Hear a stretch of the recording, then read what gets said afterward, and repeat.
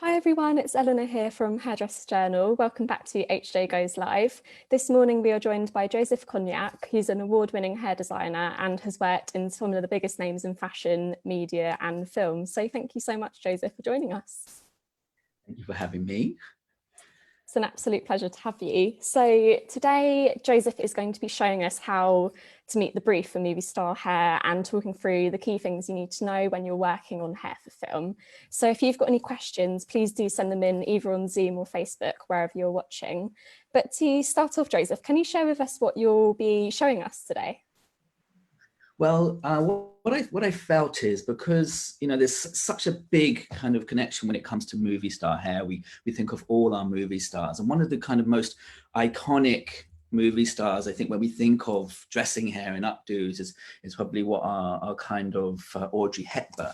So we kind of we see something like this, and when it comes to replicating or mirroring movie star hair, you've really got to sort of think of how things are puzzled together and which way it goes. And there's so much more that goes behind what I would say movie star hair is because not only has it got to look beautiful and elegant and fit the brief of the film, there's so much more behind it, because when it comes to designing any sort of hairdo, and I can relate this because having had salons for over 25 years, you have a very great customer connection with your client.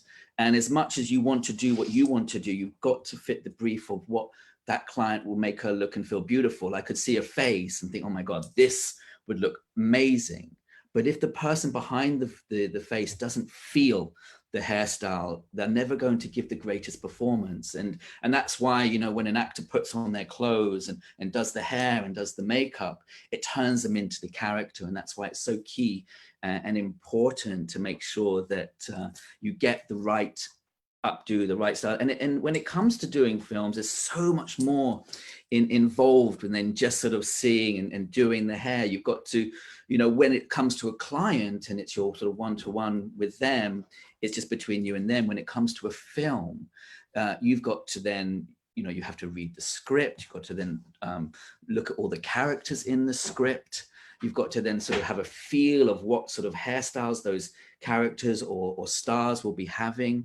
You then will have a meeting with the director. You would have mood boards. You'd already at that point, in theory, would have done a vision of what you feel the hairstyles would represent. And sometimes this is even before who's been cast in the film or the show or whatever it is that you are putting to. And then not only is it that, you have that conversation with the director and hopefully they'll love your mood board and your vision, you could get a completely different face and then everything would be turned upside down. But there's so much involved when it comes to getting that look. I think we sometimes don't appreciate so much. I certainly didn't before getting involved in films. You kind of just take it for granted and you watch the film and you enjoy the story. And if the hair and makeup team have done a great job, you won't even notice what they've done because you can't draw attention too much to the hair or the makeup, because then you take focus away from the film and it becomes a hair show or fashion show. And so in some ways, we're sort of in our industry, we're the sort of unrecognized heroes, because if we do our job properly, you won't even know we've done it. And that's the difference between, like, when you're on set, you can see the props, you can see the clothes. But if you've got a natural scene, or she's just coming out of a shower, or she's going to, only then maybe on a glamorous scene will you see the beauty behind the makeup and the hair. But again, it's got to fit the whole story. It's got to work, because otherwise it's a bit like your mutton dressed up as lamb. It's gonna stand out. And there's certain films that you may notice the hair and you may notice the makeup and the acting could be really not on point, and that there's been a disconnection there. And what's so beautiful, like with the Breakfast at Tiffany's and Audrey Hepburn, is that she's got this beauty, this inner beauty, and the hair just accentuates that. And so it's still her and it's still beautiful. And so I just thought, I could just quickly show you how to create an example of an Audrey Hepburn and give some sort of feedback and tips for anybody that, is interested in going into the film. Because for myself, I've had the privilege of working in fashion. I work in salons and working on films and commercial and editorial. So I've really been lucky in the broad spectrum of work that I do and have managed to do and so one of my key passions, obviously, is film, and I love working on film because I find the whole process so creative, because you're working on characters. And when you talk to an actor, so once you've kind of got the model and you've got that appreciation of the character, then I like to talk to the actor or actress who has the role and get their input and what they feel. And so we're kind of constantly coming up with a mutual agreement. And then at the same time, we've got to find out in the script, they could be running through a forest, they could be, dripping in the rain. And then there's the whole line of continuity and how practical, because you could come up with this beautiful creation, but if it's not manageable, then you have to rethink it. If you're not going to be there every day on set and somebody else has to do it, how easy is that style going to be to reproduce? I've had the privilege of working a lot in the crowd room on some really big films, such as Harry Potter and Mamma Mia and Cinderella. And they have been so exciting because occasionally I will be part of the fittings and help with the creation of the styles under the supervisors, because there's a whole chain, a bit like a salon. When it comes to designing, there's a whole chain. So you'd have the directors, then you'd have the hair designer or hair and makeup designer. Then you'd have the crowd room supervisors who would be in charge of all the background under the hair and hair designer. So everything has to follow its proper procedure. And always the hair designer will have the final say. And so when you're doing something like Cinderella, it doesn't only just go, so first of all, you're doing a style, they'll have an idea, the rooms are full of vision boards and image boards and, kind of inspiration that would be normally around the whole studio that you're working. And you take those as briefs because that's what comes. You're not just going to make up your own thing when you're not the designer. You have to be a part of the team. And this is really, really important. If you're not a team player, don't get involved with the films, because you need to work as a family. You really need to kind of get rid of your ego. If the hairstyle you did took however long and then it's not right, then you've got to change it. And you've got to have an ego about it, because you've got to look at the bigger picture. And sometimes it does get changed. Maybe it's too good and it stands out. Maybe, we like to think that, or it's just not good enough and it's got to be changed and it's got to be tweaked. But there's always the time constraints as well that go around doing these sort of hairstyles. And so what would happen, let's say on Cinderella, Disney Cinderella, you'd have the supervisor, should have her brief from the hair designer. And then, we would do the style, then it would be taken to them to show them if they like it, if it works. If it works with costume, then it will work with the outfit. Then they're taking a picture, then that picture then goes to the designer. The designer then, let's say it was Cinderella, as we're speaking about, it would have to go to Disney's head office. So even when you look at these films, every background artist, every star of every movie has been approved on every level to get to be on camera. And sometimes that takes several journeys. So you'd have the fitting stage where they come in and you do the consultations and then you talk. Then after that, you'd have, you do it in front of the camera. So you'd have the screening and you just see if it works. Because, sometimes colors can look beautiful in person, but on screen, they can look completely different.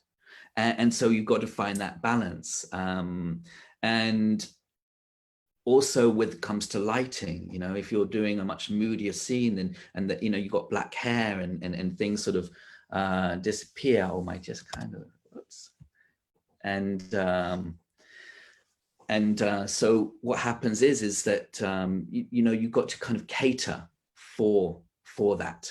And you've got to cater for the fact that things things change, the lighting changes, the hair changes, and you've got to be on top of it. And so when you finally get the actual image that you're looking for, then you've got to follow that brief, and then you've got continuity. So let's say that that hairstyle is something that they're going to wear for 5 scenes, and that could be 5 days, it could be 5 weeks. You don't know how many times. Sometimes they could do another scene and then they'll come back to that scene later on, and you've got to get the timing right, the balance. You've got to have your pictures of every moment that they're talking. Let's say they are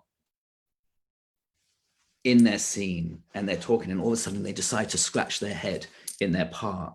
When you're watching that as a hair designer, as a hairdresser, you've got to then make a note in that particular time that she actually scratched her head and there was a hair that came out. So if they do another angle, you've got to go back to, if they come back to that same bit, you've got to make sure that that hair is sticking out from when they scratched it, because otherwise the continuity doesn't flow. And then it's, it compromises. And so when you get these Academy Award-winning hair designers, you know that all of that's been taken into consideration. So they're not just looking, oh, what beautiful hairstyle. It's, was the continuity right? Did you see any flaws in it? Was the hair perfect? Did it suit the part? Did it suit the role? Did it work with the character? And these are all the elements that you literally have to consider when it comes to creating your movie star hair.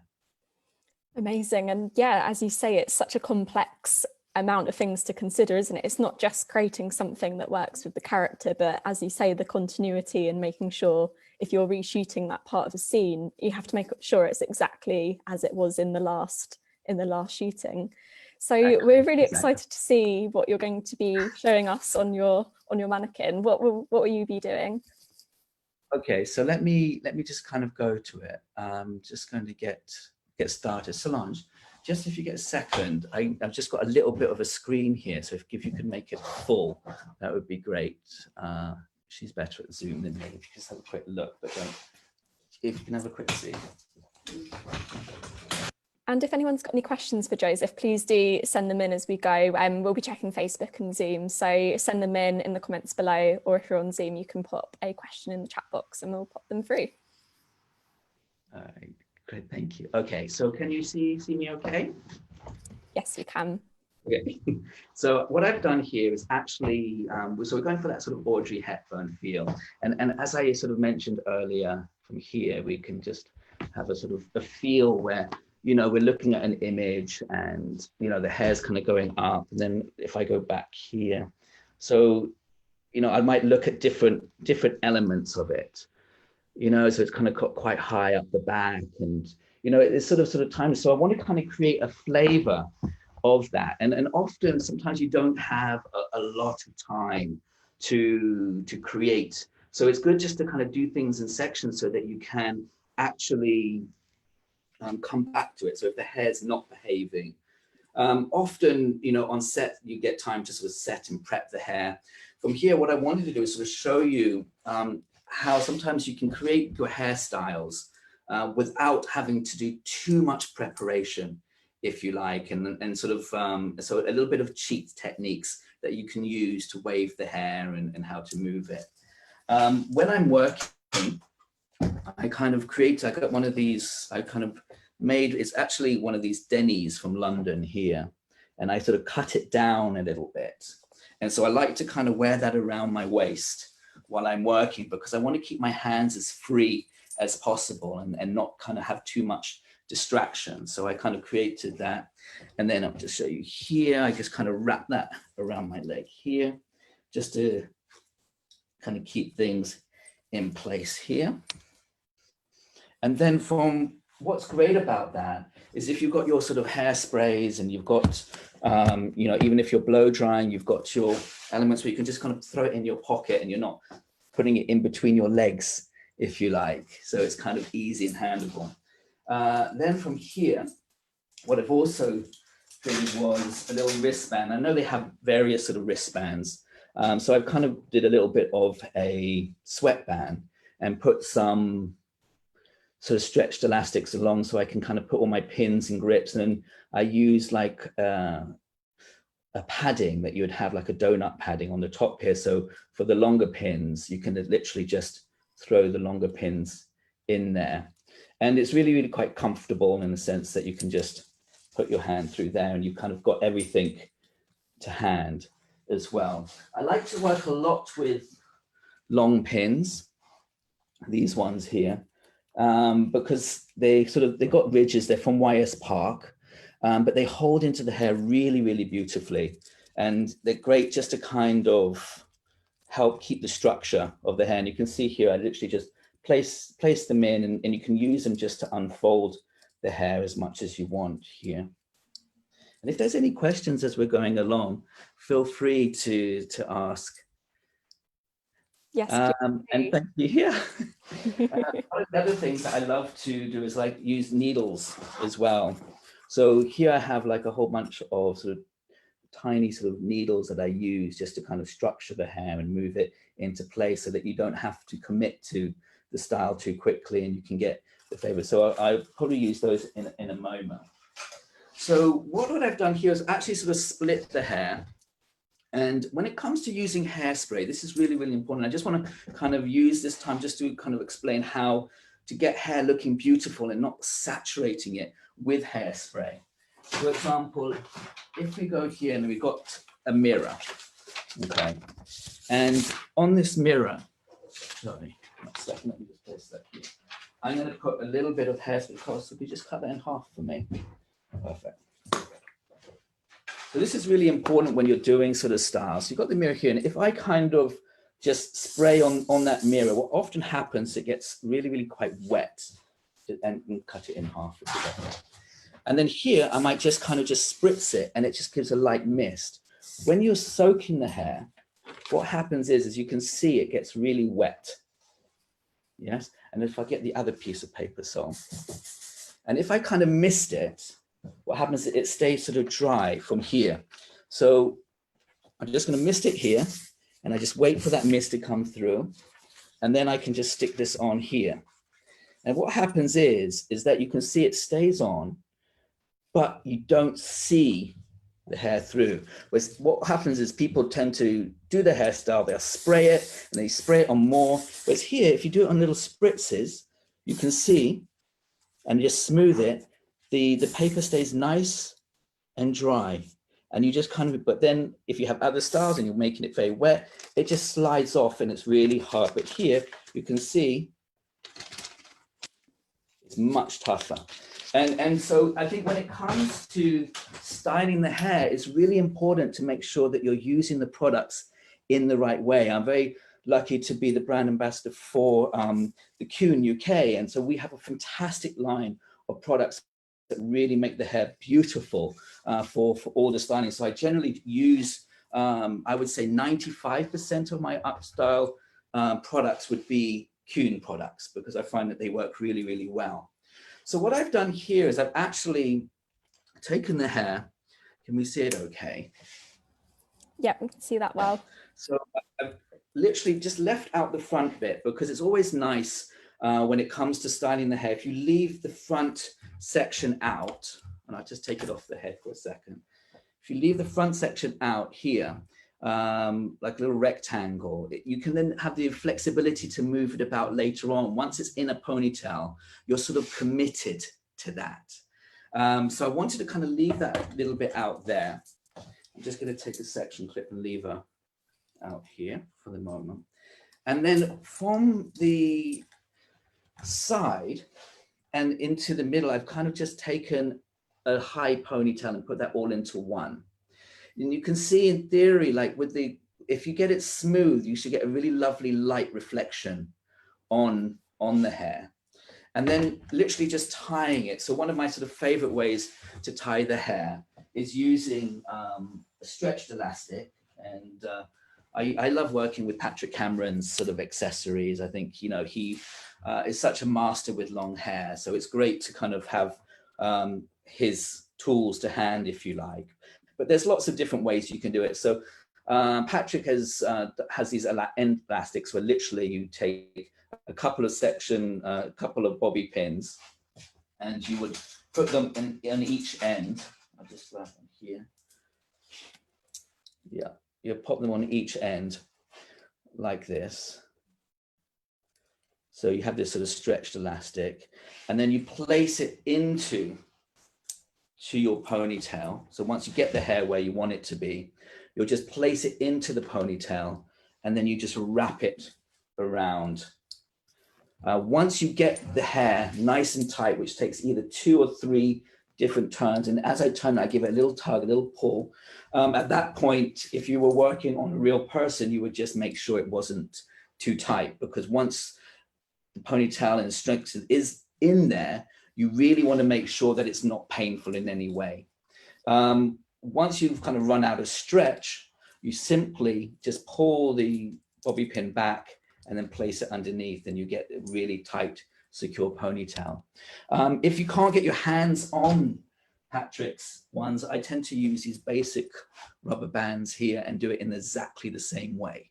And they work really, really well, the ones you can get from WH Smith's or Ryman's. And they got good stretch. You really want to get a good stretch, and then you just pull it around the same way. If you do it that way, some people worry about using rubber bands, but if you use them with a bobby pin, it just pull it out and it just comes out really easily, or you just cut them out. It's when you pull and drag any kind of hairband through the hair, that's when it can snag, and then it's not great. So these are, it's another great alternative to doing that. So once I've got the hair placed in where I want it to go, generally I like to use 2 styles of combs. So they're pretty similar. So I've got kind of a classic comb here with a pointed end, and then I've got one also here with just a little bit of a ridge to it. And I just find that you can get really, really kind of clean elements with that, and they're really good sort of for the back combing and however you want to work with the hair. So once I've done that, I'm just going to literally just pop that top bit out the way, because I want to create like a sort of a pleat through the side here. Now, depending on the hair type, so for example, here, if you come across and you've got maybe Asian or Indian hair, it's always very, very silky and very, very beautiful. Sometimes you kind of tend to think that when it comes to do an updo, we've got to put loads of mousse in the hair. Then we have to blow dry that mousse into the hair. Then we've got to get our roller set and put the rollers in it and tong it. And there's this whole kind of process that you do before doing an updo. And I think the important thing is to recognize that, every updo will demand a different sort of flavor and a different sort of element. And something like this, I find that the cleaner the hair, the more beautiful I've literally just blow dried this hair just to smooth the cuticle down. And that's a really key point, that when you want the hair to look glossy and shiny, then make sure that the cuticle is lying down and smooth, because if it's rough, and that's often the problem when you're using mousses, is that it can look great with the blow dry, but then sometimes the cuticle's not shiny and it's not smooth because it's swelled up too much. And so you want to make sure it's really gorgeous and really, really smooth. If you find that you do want to, if the hair's, sometimes what happens is an actor would come in and the hair's too oily to work in, and you kind of using dry shampoos, and dry shampoos can leave, often don't really help. I find don't help all that much. So I like to work with the powders. Kuhn have a really good precision powder here. And it just kind of comes out just literally like a little controlled puff. And what you can do here is actually go through the hair and give it a little bit of grit, if you like. Because if you don't want it too sleek or too smooth, I want it a little bit more Audrey, which is a little bit more real, a little bit more tussled as it was, but again, has a beautiful element. What you can do is just put a little bit of the precision powder through. And then when you're teasing the hair, don't feel you've got to go all the way up. Let me just turn her around here. Yeah. If you need me to move at all, just let me know if it's not working.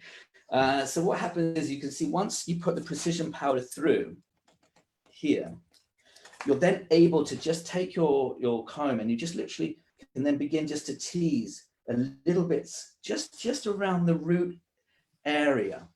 If I don't use that, depending on the hair type, often it will just slide and it doesn't actually do anything. And so what you've got here is just a little bit of powder here, and that just helps grip to the hair. And then I just like to create a little bit of texture, if you like, onto those roots in there. And then what that will do is it just help the hair to sort of hold into place. But it's important, I only work in the area that I'm going to be using at that time, because I still want all this to be lovely and glossy. So I'm not going to put loads of product in there. What I might do after I've I might put a little bit of hairspray just to secure the powder in. But you'll notice often when I'm hairspraying, I will only do it in sort of small spritzes.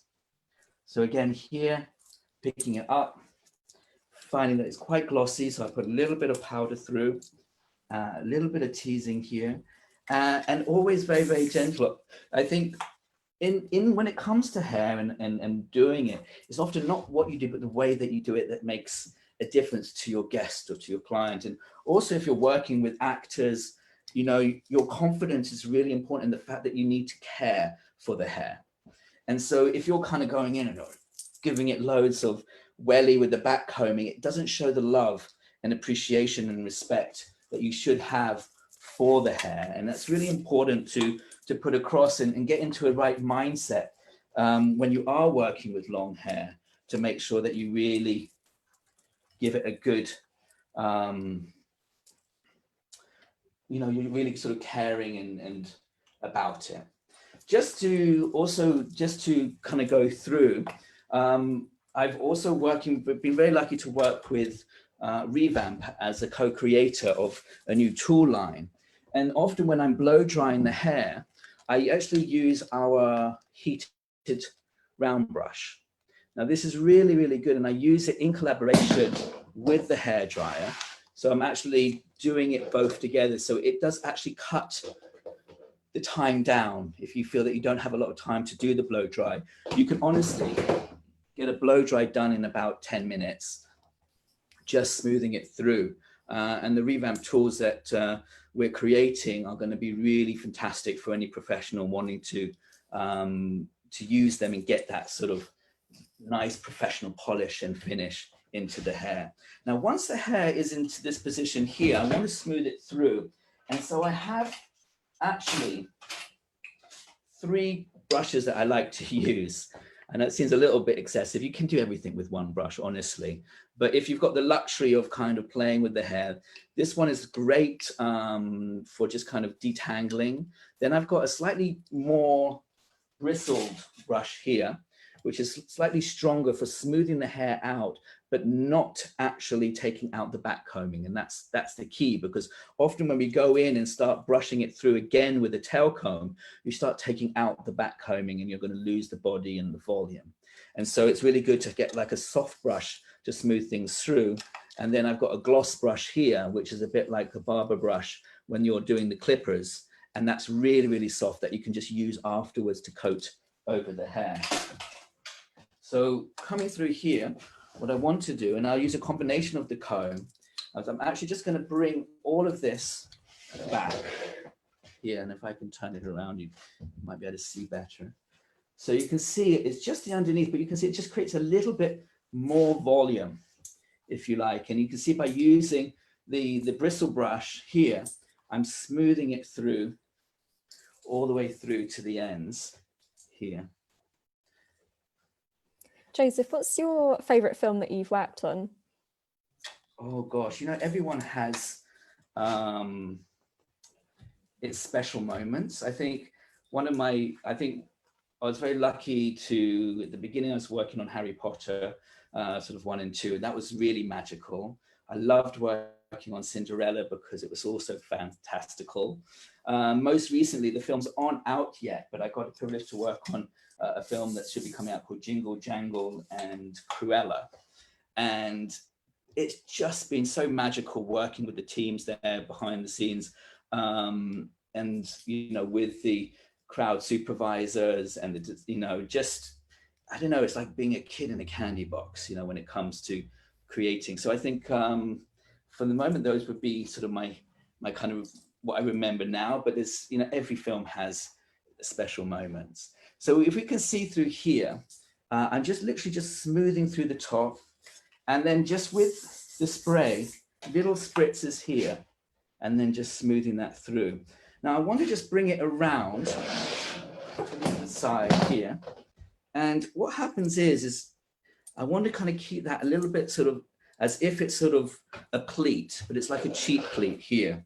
So what I do is I just hold it in place with some section clips here, so that I can then just twist the top around, and then it will just sort of tuck underneath. Again, a little bit kind of natural, a little sort of soft feel. And this is where I can use my little pins here, and I can just place it underneath so I can kind of begin to control where I want the hair to be. So I'm just going to literally hold that underneath here so that when I'm moving the hair around, I can control the hair. I'm just bringing it right the way around and then smoothing it through here. So it's just holding, so I'm wrapping it around the ponytail, and then with the long pins, just pushing it down and then in through there. So again, it's kind of, I don't want it 100% perfect. So the beauty often is in the imperfections when it comes to the stars. If they're, you know, especially on films, you want to aim for the perfection, but then you need to kind of make it a little bit real as well, so that it kind of looks livable or lived in, if you like. So it's finding that right balance. But if you do it step by step, you'll be able to kind of just create that sort of flavor and that sort of finish. And then just with often using as well a bobby pin, you can use them like long pins, and you just kind of take them, you don't open them up, and then that will just crisscross in, and you'll find that it will just all hold beautifully well. Just to make sure, there's a little secret when it comes to spraying. It's called 5 to 7. So if you really want the hair to stay, you just go 5 to 7 times. 2, 3, 4, 5. And again, it's a feeling. 6. So once you've done your 5 to 7, when you take this out, even though it's not 100% pleated, you'll find that it will stay in place. And it's what you call lunch proof. So it means you can go to lunch and you don't need to do too much retouching when you come back to set. That's the sort of the theory behind it. Amazing, good tip. Once you get to that point here, I want to just kind of leave the hair out just to maybe play with it a little bit on top afterwards. We're left with the ponytail. If you're working on real hair, often what would you say? The artists don't really like too much back combing. I mean, back combing can be done in a beautiful way, but if you're doing it, you know, 1 or 2 weeks, the hair can get a little bit tired. So if you can achieve this really easily without sort of back combing, there's 2 types of, just excuse me for a minute, just on the floor here, sorry. There's 2 types of pads that I love to work with, and you can create them yourself. These are the Patrick Cameron pads here. And then you have a little smaller one that he does here, which I think is like a crown lift. They come with 2 little clips on, which I take off because that way I can sort of mold it. When you're working with pads, you can just either that, or you can actually just back comb acrylic hair. And all you do then is you just place a hairnet. Do you see how now I've used this, you know, quite a few times? You can see there's lots of little bits of hair coming up. So you can just take a hairnet and you just wrap it over the top, and you'll find that it becomes nice and clean and flawless again. So you don't have to worry about all the things. The great thing as well about these pads is that when you're putting pins and grips, is they just slide in really, really easily, and you're not having to force or push. It just kind of happens really, really naturally, and it just looks very authentic, if you like. It's not so sort of done. So what you can do here, very, very simply, is I'm going to take this coming forward. And when it comes to putting the hair in place, what you want to do is make sure that you've got the right shape.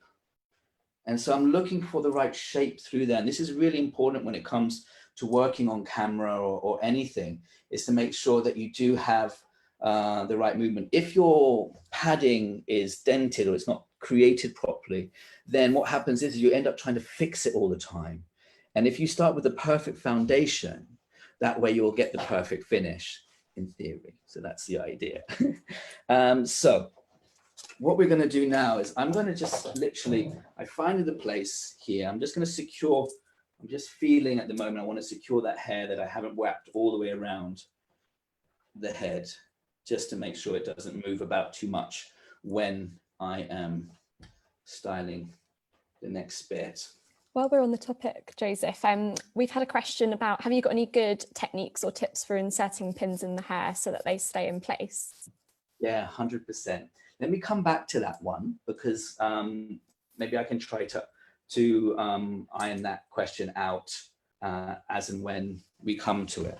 Great, so what I'm going to do that. here, because of the glossiness of the hair, I'm just trying to get my telephone here. What I might do is just sort of tease a little bit going up. And as I tease it, I'm just kind of doing it like 1 or 2 inches. So it just kind of holds the hair together through here. So I'm just literally just teasing a little bit like this, just to kind of give it a little bit of hold. Then from here, I'm just going to take the pad and use it like a roller, and then just take it down the hair. Once I get to the bottom, I'm going to just kind of discover my shape. So again, not too happy with that bit. The reason why is the hair was beginning to twist on me. And so what I want to do is have it so that it's kind of a little bit more controllable. So I'm just trying to keep everything a little bit more, less tension. And then as I get to the bottom, I'm now going to apply a little bit more tension here. So I'm looking to try and make the top bit a little bit smoother. Now, once I've got the shape here, I want to secure the sides in to marry with the sides. And you can see, this is your point when it comes to securing. You see how the hair moves in this direction. So what I want to do is take the bobby pin and move it across. So I'm utilizing all of the area. If you find that you are simply pushing it in the same direction, you're not going to have as much secure or hold as you normally would if you do it the other way. And again, because I put a bit of teasing behind there, it will help really hold the pin in. So I'm just going to do 3 here. And then another real trick, because I got to work with Paul Haskell on Dancing on Ice, and one of the key things was to make sure that the pins never ever fall out. And so one little trick you can do is, once the pins are in, you can take a sort of a dressing pin and just place it in and underneath your bobby pins, and that is as tight as it possibly can get, and you get really good coverage and really good anchorage there. So I want to do the same on the other side. Again, while you're working, it's really, really important to make sure that, I'm just going to pull that up so I've got something to play with afterwards. I'm looking at the shape, really important. Now from here, again, I look at the grain where the hair's going. I push it through. And again, on the other side, I want to pull it down and in through. Here, I'm just looking all the time, making sure that it's sort of the way that I need it to be. And then from here, I get it facing the front. Because it's sort of got the smoothness, I can then just gently pull it open here. And I'm just gently going to pull the ends of the hair down here. It's looking brilliant. But the key is always just in the preparation. So you can see here, without putting any more pins or grips, anything, it's just, you know, you've got this kind of lovely, gorgeous, or the Audrey Hepburn top. at the moment. But again, you've got to kind of really take the time to make sure that it looks and feels the way that you want it to. While you're working, try to also learn to smile as you're working. Not always easy. If you ever see me smiling a lot, it's because it's going horribly wrong. And so you want to make sure that, you know, it all kind of falls into place beautifully here. Now, one of my favorite sort of products as well is one of two. I've got like a press wax. And what this does is, if you don't want to put too much hairspray through, for example, I know the hairspray is going to work, but I don't want it to be too stiff. And often, you know, if you put too much hairspray over and over a hairstyle, it becomes unreceptive to the spray. And so a press wax is really, really good because I can get rid of those little flyaway hairs without the hair becoming too dry because of utilizing the thing through there. Now, we've got the top bit here. So I'm going to just smooth that through, and we can decide where we want to put this for now. But I might just bring this over. It's not too important for me just yet, because literally we still got that front piece that we're going to be working with. One little trick as well, if you want to get the hair out the way, is, let's say this piece, as we can see, is sort of by itself here. So what we're going to do is, I want it to sort of stay flat to there. So I put a little bit of hairspray just underneath the area, so that when I then brush and then smooth this hair on top, you'll find that it will just hold into place beautifully without the hair kind of wanting to come up here. Great. So that's sort of just out the way there, just checking the balance. So now we're left with the front. And the reason why I love to leave the front out is because often when things go straight back, it can be a little bit too stark. So from here, this way I can then move the front all the way around. And this is where the combs really kind of come into hand here. And I just want to bring this all the way back here. And I'm going to I want it just to kind of be in line with the hair here. So this is where you can use, so here, and I'm just going to take a section clip and begin just to hold it into the areas that I want here. Can we see that? Yeah, I can see that. Also, I'm looking at the shine, make sure that there's symmetry in the shine of the finish here. Now, when it comes to the back, we want to create a little bit of, you know, we're going to go for our own sort of design, our own sort of feel. Remember, this hasn't been secured before. So what I'm going to do is I'm going to create like a little wave. And by doing that, I'm just curving the hair, and I'm just going to bring it up and create like a little sort of finger wave through the top there. Remember, because I want it to stay, I put a little bit of spray underneath, a little bit on top, and then I'm going to take the long pins and then just place them down the center of the wave. The way that I place them coming down is literally the curve of the pin is in the same direction as the wave itself. And I come right down to the bottom here.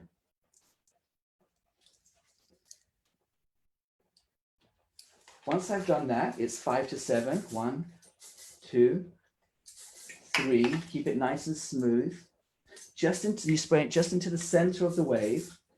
4 and 5. I comb the rest of the hair out. Make sure there's no tangles. Just going to make sure all of that comes in nicely. I'm putting one more pin. Actually, I'm just going to make sure that all of those hairs are taken into consideration here. Now I'm going to create another wave here and just begin to pull here. So we're going to move in the hair, and you can see we haven't set this hair. A little bit of spray underneath. This would have already held, so I can then begin to just hold in the hair here. Actually, I'm just going to pull a little bit more. Nice. Keeping the hair nice and smooth.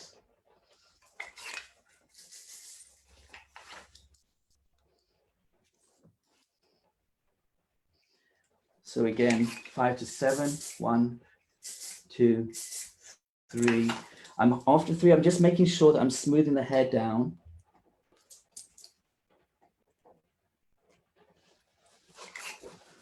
4, 5.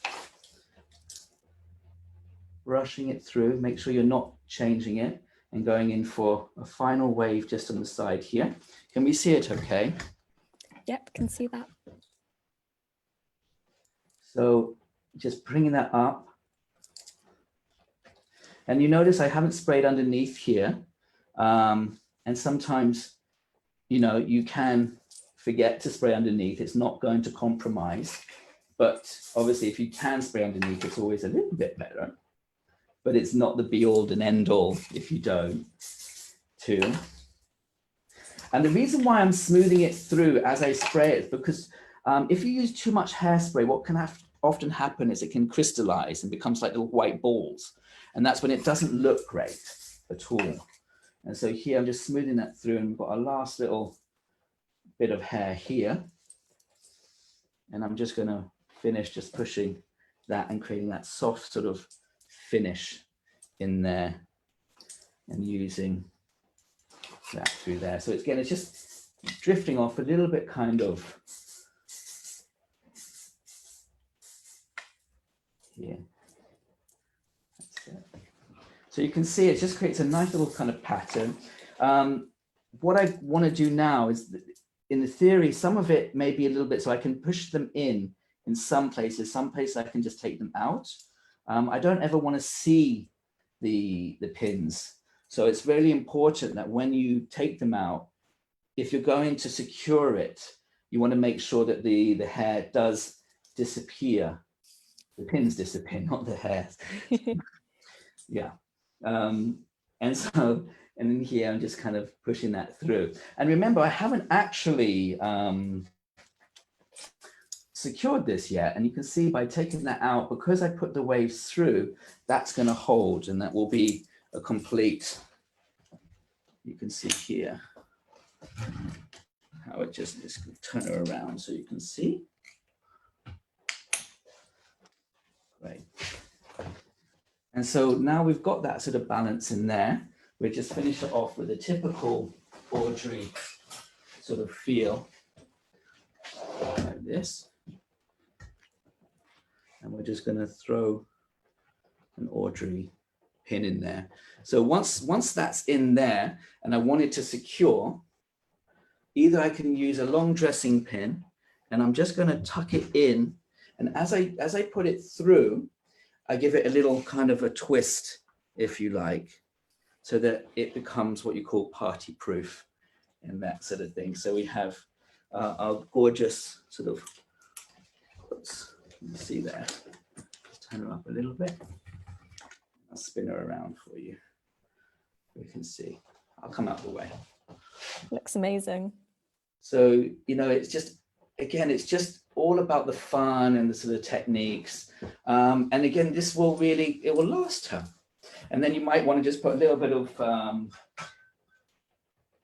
sort of shine on afterwards, just to kind of give it that little bit of polish and finish and kind of go through. And then what will happen is once that's all kind of done, then she will go on set and she will, you know, go onto screen, and then you just don't know what can happen. But if you've read the script properly, you might know she's going to be running down some stairs, in which case you know that you've got to make it a little bit more secure.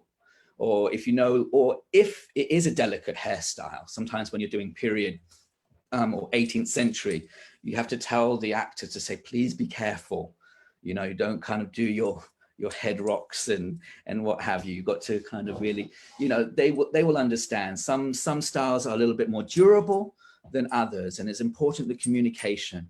It's also really important that none of the process is painful in any way, because if there's pain, and you say, oh, you know, it gets worse and worse throughout the day, you may have to take the whole thing down. There's been many times, you know, on set that, you know, because there's been too much pain going on in a hairstyle, we've had to take the whole thing down and redo it, because, you know, you can't have your artists performing when they're not feeling their best.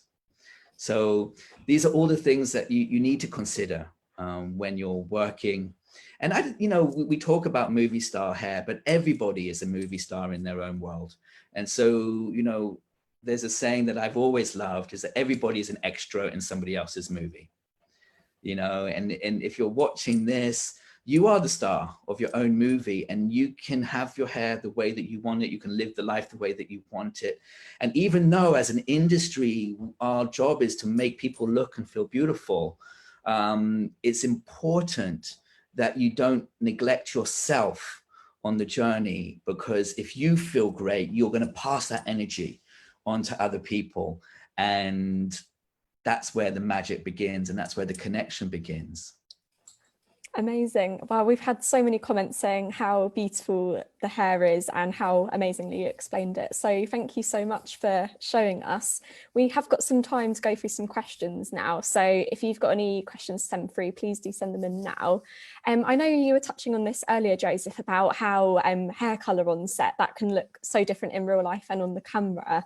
In terms of blonde hair, what do you do to avoid yellow tones on the camera? Is there anything you should consider beforehand? But generally, that's why you will do camera tests. So the best thing to do is, before anything, or, you know, if you're doing a photo shoot, is to put the hair on camera, see what it looks like. If it's too yellow, you take it to a professional colorist and you get that yellow taken out. It's very difficult, you know, once the camera's going. I mean, you can change elements, but there's nothing that you can do instantly once they're on camera. That's why the colors are so important. And that's why you will always make sure before you do any shoot or any film that the hair is in the right place. Often we make the mistake, and I've done this many times in the past, where, you know, you don't have a budget and you just want to get a great model, and you've got the day shooting. And so they rock up on the day and you've got no time to cut it, you've got no time to color it, and you have to make do with what you've got. And the big problem with that is that you compromise the finish. You put so much effort into it. You know, most recently with Revamp, with the tool brand that that producing, is we had a big production, we had a big campaign shoot, and a lot of the models, we needed to get the hair colored and styled before the actual day, you know, rather than going, oh, you look great, and let's come along and let's shoot it. You know, when it's important, when it's on camera, generally it's there for life.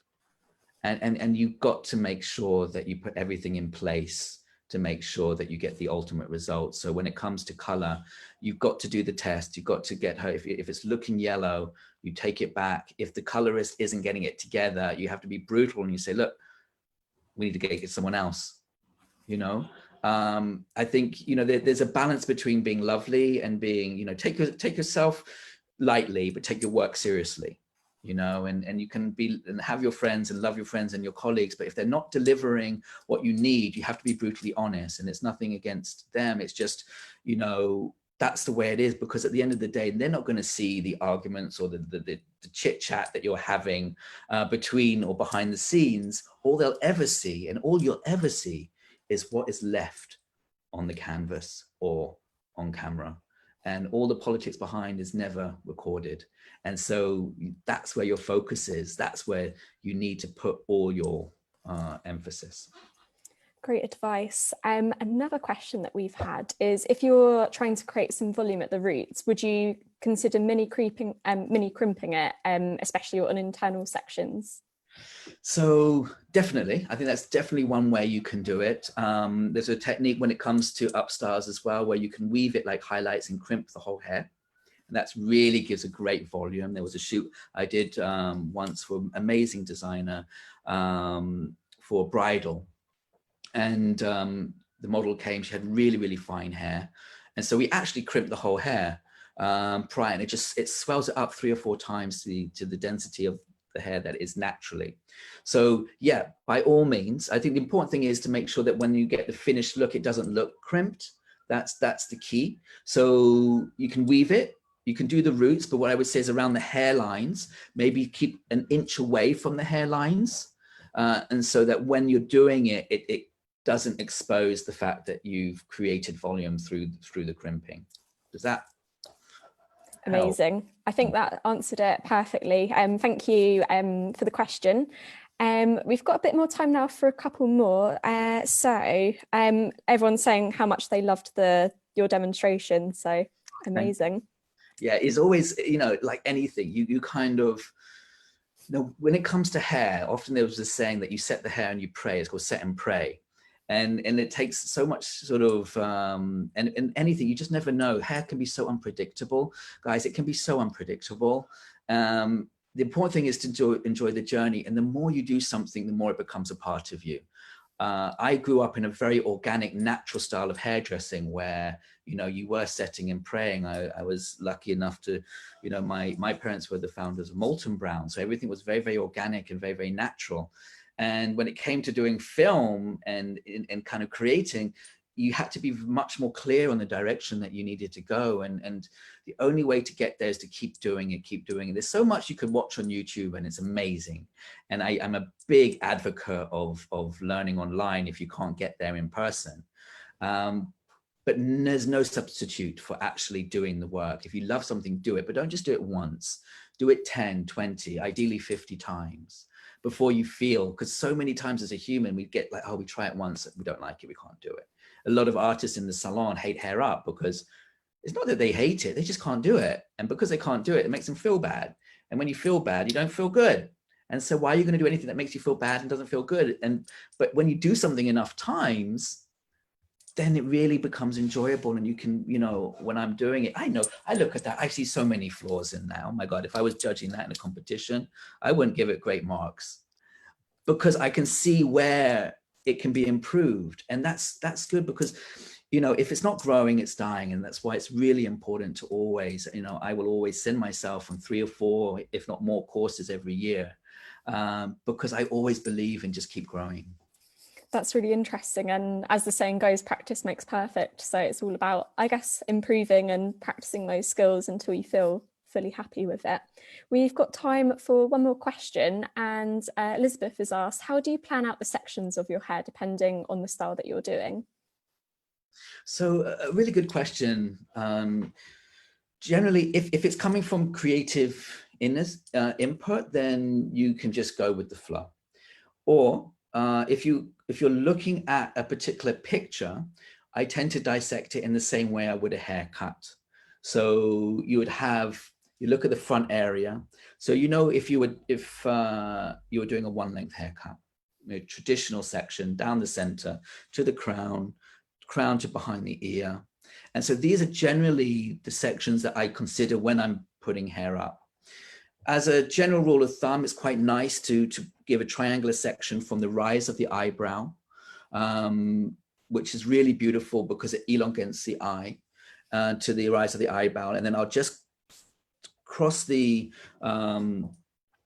section just before the crown, because often when it comes to the crown, you want that lift here. So if you take your section too far back, you're going to compromise and it always look flat. So what you do is you've got your crown here.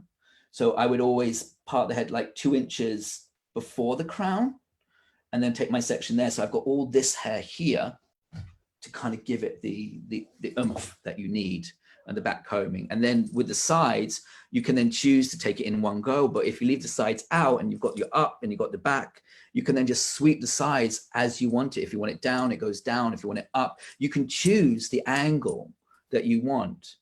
With this one, you know, I kind of knew that I wanted that 45 following the cheekbone here.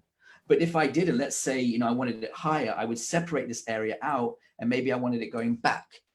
And so you could have the lift that you wanted, but then you could have the direction of the hair that you needed. Does that help?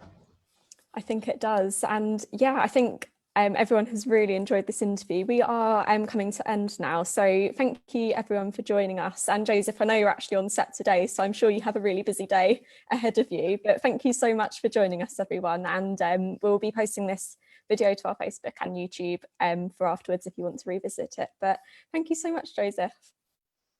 Thank you. Thanks so much for everyone who took the time to watch. It's been a pleasure to have you. Thanks, everyone. Bye.